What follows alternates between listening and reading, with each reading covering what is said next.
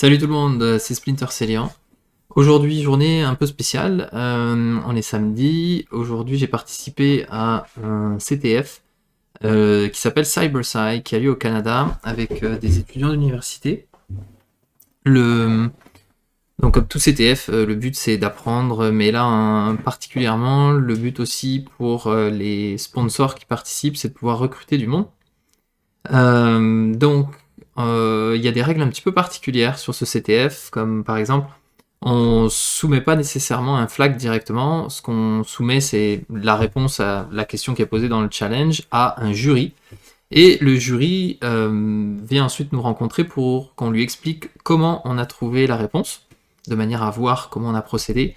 Et si l'explication est convaincante, il nous donne le flag qu'on peut soumettre, on gagne les points, non seulement pour le challenge, mais aussi pour la partie explication. Sans plus tarder, on va regarder un petit peu quel était le déroulé de la journée, et puis bien sûr, à quoi on a touché en fait durant ce CTF.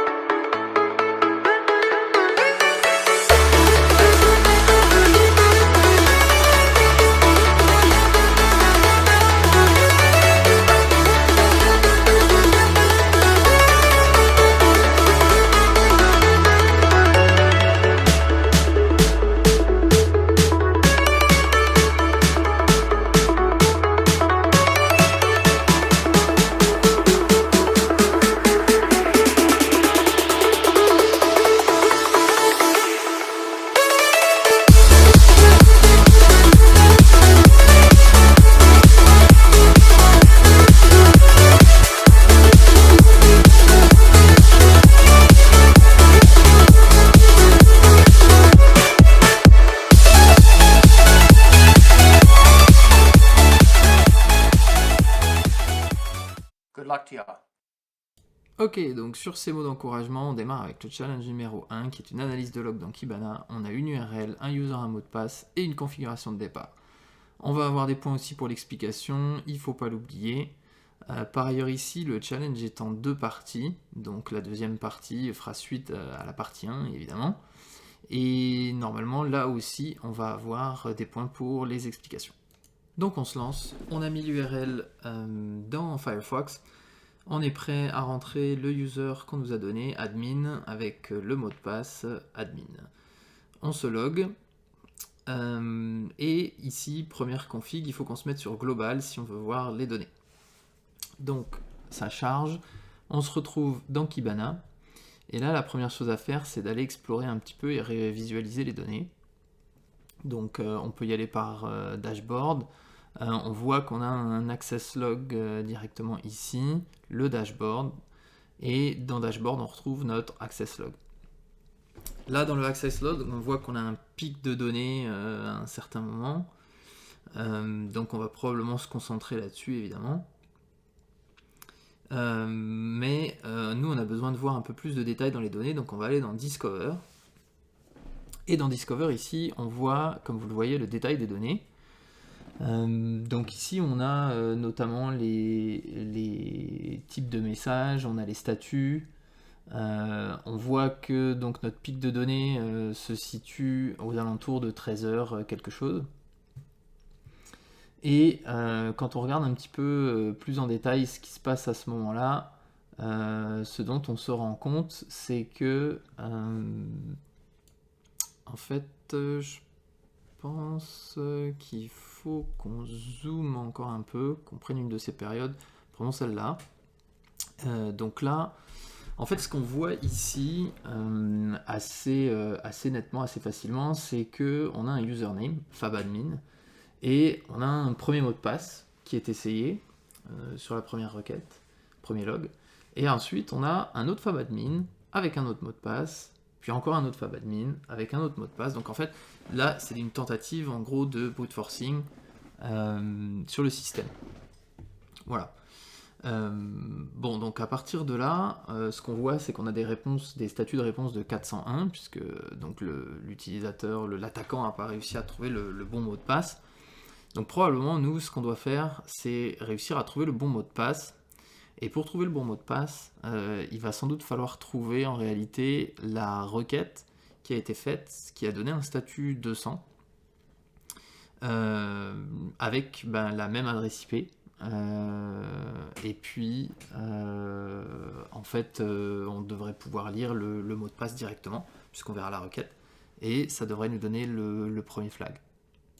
Donc ici, en fait, on essaye d'abord de mettre un statut 200. Sauf que le problème c'est que j'ai mis en plus un filtre, donc on va l'enlever pour le moment. Ce qu'on va faire, c'est qu'on va d'abord aller chercher un filtre sur toutes les requêtes post, tout simplement parce que c'est forcément une requête post qui lui permet d'envoyer le mot de passe. Donc on va plutôt filtrer les requêtes post avec un statut 200. Ce qu'il va falloir faire aussi, c'est qu'il va falloir élargir un petit peu, parce que tout à l'heure on a cliqué en fait sur un subset de notre data, alors que nous on veut être sûr d'englober tout pour pouvoir attraper le moment où le bon mot de passe a été envoyé. Donc là il nous manque plus que en gros de mettre le statut 200 et on devrait pouvoir obtenir notre mot de passe, puisque là j'ai que les requêtes 401 comme vous pouvez le voir. Requête post, c'est bon. Tout est bon.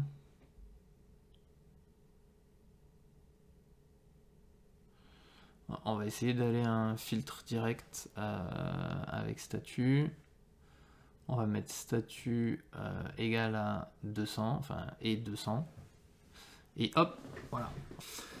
Donc là, on voit bien que du coup, on a notre fabadmin et on a notre mot de passe. Donc en fait, on a gagné pour le challenge 1. Wouhou! Ok. Donc on enchaîne sans transition, on va dire, sur le challenge 2. Donc sur le challenge 2, il va nous falloir l'adresse IP de notre attaquant. Donc ce qu'on va faire, c'est qu'on va aller direct mettre un filtre dessus. Voilà.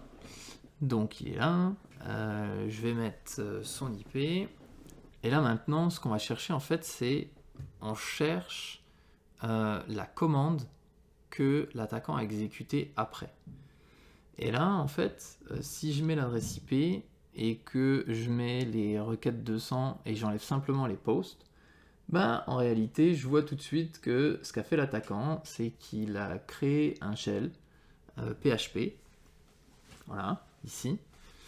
Et derrière, ce qu'il fait, c'est qu'il envoie une requête get avec une commande qui est Who am I? Et en fait, avec ça, on a le challenge 2, on a les points, et on est en business pour la suite du CTF. En tout cas, c'est ce qu'on espère. Bon, en fait, à ce moment-là du CTF, là, on est trop confiant, tu vois.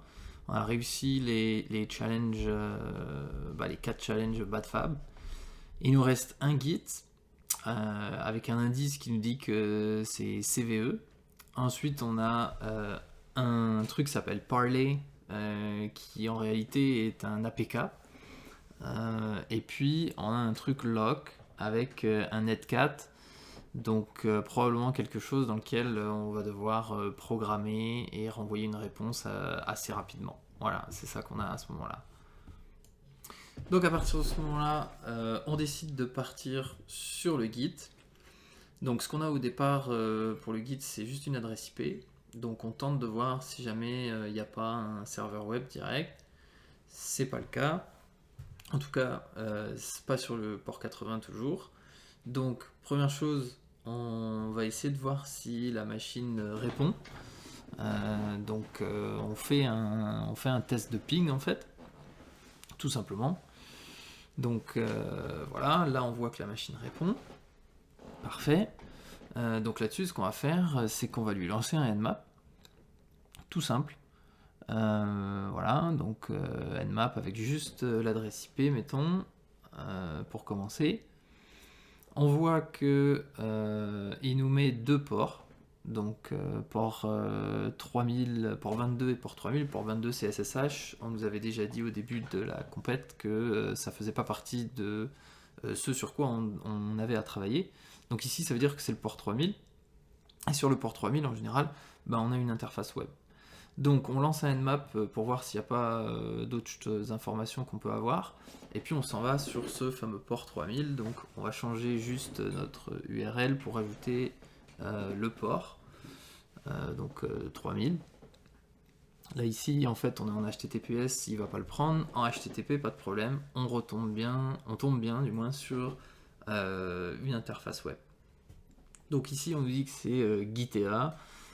Voilà, qui est une des plateformes qui permet de gérer des guides. Et là-dessus, en fait, on n'a pas grand-chose. On va en Explore, on n'a pas de repository, on a un user.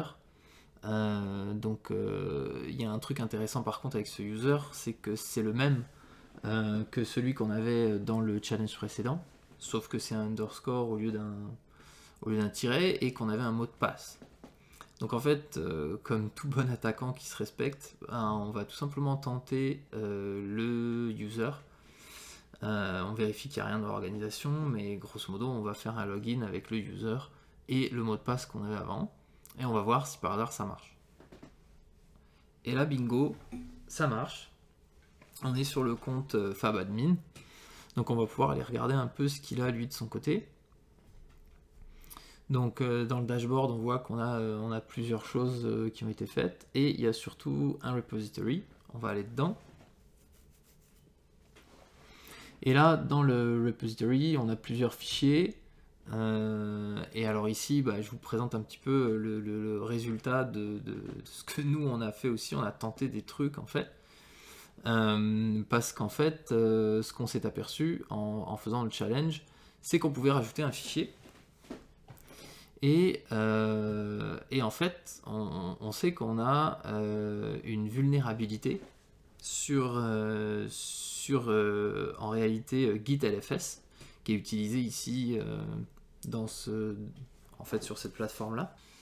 Voilà, ici on voit qu'il utilise LFS et on nous dit V1.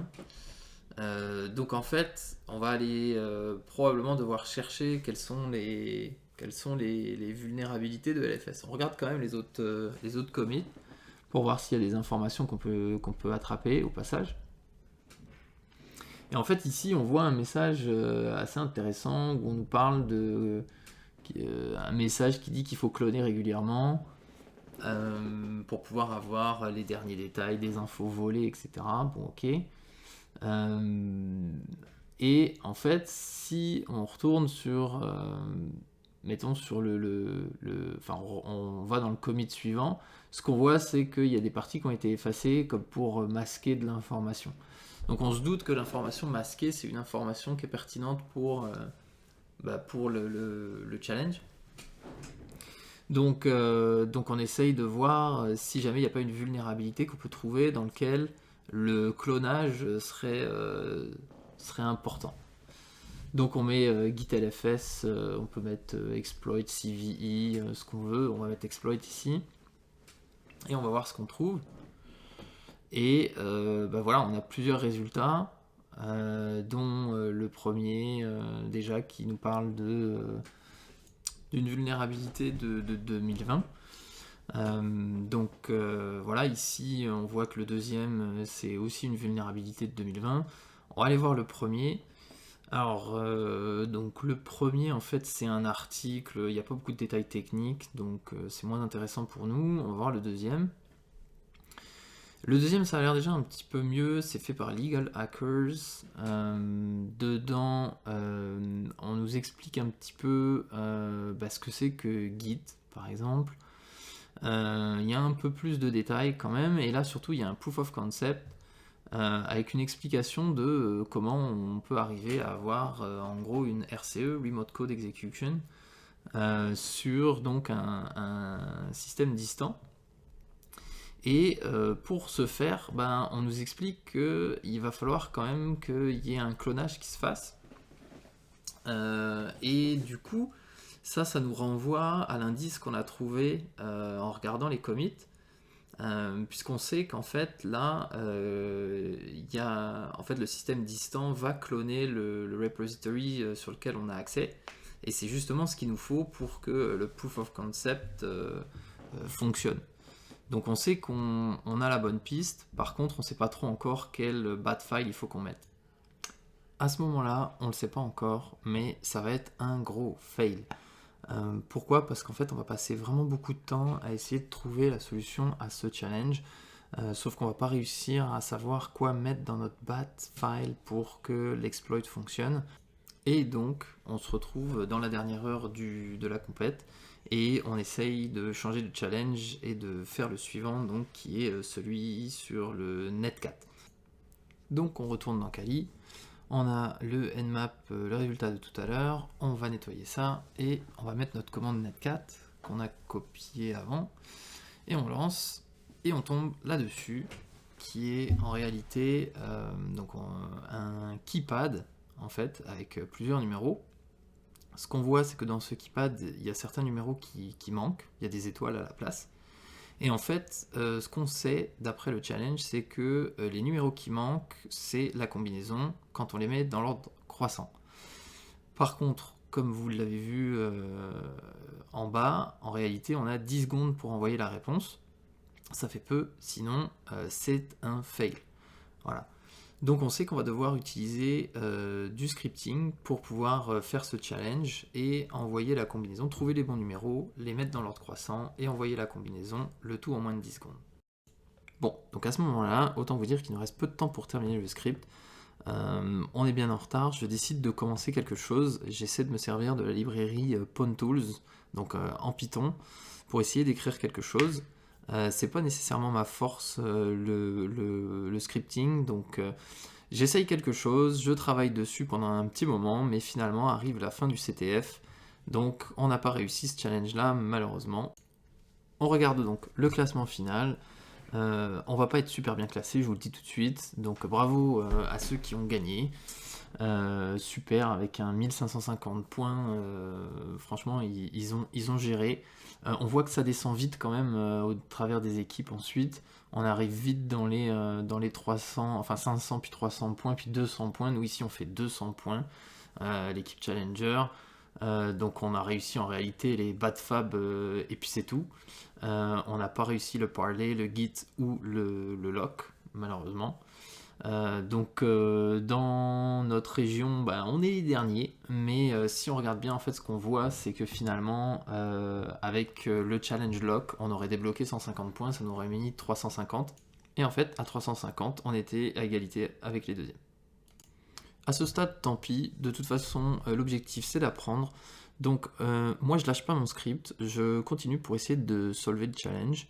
Donc au final, je réussis à faire quelque chose qui marche à peu près. Je vais sur le forum, enfin le Discord, et je demande si quelqu'un a une solution, parce que en fait mon truc qui marche pas toujours bien.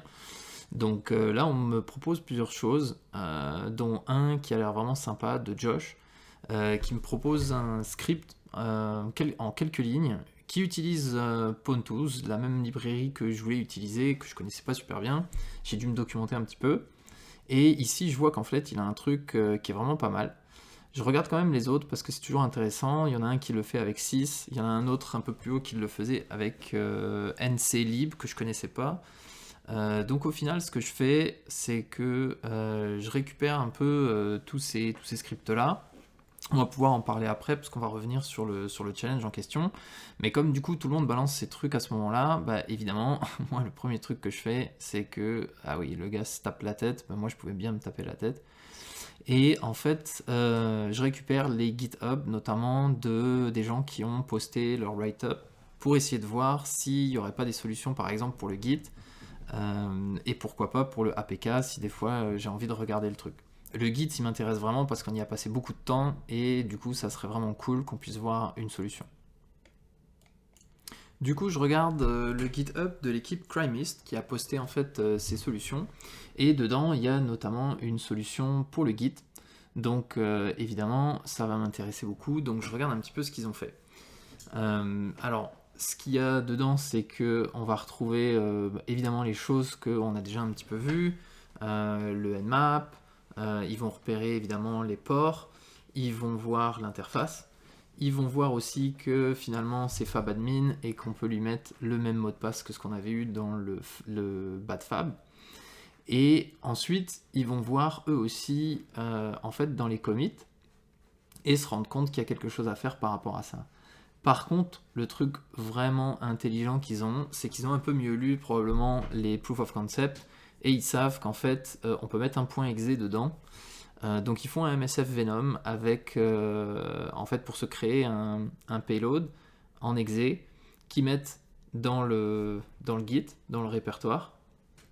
Et effectivement, une fois qu'on le met dans le répertoire, comme il est bien expliqué que le répertoire va être cloné, du coup, le clonage se fait en récupérant aussi le point exe qui s'exécute sur la machine distante. Et en fait, en lançant tout simplement un listener, eh ben, on réussit à avoir une connexion à la machine distante et à pouvoir exécuter n'importe quelle commande dessus, et notamment de récupérer en réalité la réponse qui se trouve à être la dernière ligne d'un bat file qui se trouve sur le serveur. Donc maintenant qu'on a fait Git, il nous reste à voir le fameux lock avec notre script.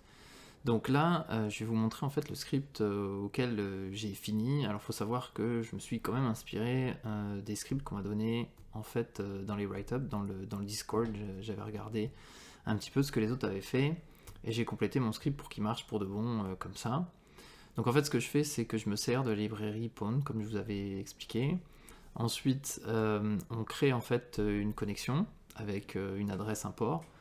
On prend une liste valide et puis on commence une première boucle for pour essayer de recevoir les lignes, les premières lignes, mais c'est pas celle qui nous intéresse le plus, celle qui nous intéresse le plus, celles qui viennent après. Voilà, on récupère donc ces lignes-là et on strip et on remplace en fait un certain nombre de caractères pour avoir essentiellement des nombres. Ensuite, on a une autre boucle for pour essayer en fait de mettre ces nombres dans un tableau. Une fois qu'on a ce tableau, on le compare avec notre fameuse liste valide qu'on a créée au début des chiffres de 1 à 36. Et une fois qu'on a cette liste valide et qu'on a comparé les deux tableaux, on peut trouver lesquels manquent et on les met dans l'ordre et ça nous donne en fait la réponse. Donc ça, c'est le script qui marche à tous les coups, que j'ai réussi à faire grâce à ce qu'on m'a donné. Et ce qu'on m'a donné, c'est ça. Un script quand même super élégant, quelques lignes pour recevoir, et puis à peu près la même chose ensuite que ce que je vous ai décrit. Le script un peu différent, c'est celui-là, il est fait avec NClib, que je connais pas bien, mais c'est une librairie pour utiliser en fait Netcat. Et ici la logique est un peu différente parce qu'on part de la liste valide et on soustrait les nombres en fait qu'on trouve dans la plage, et donc il nous reste à la fin ceux qui sont pas là. Voilà, donc en somme, une belle journée de CTF. Journée, enfin pas tout à fait, quelques heures en fait, c'était relativement court par rapport à d'autres CTF.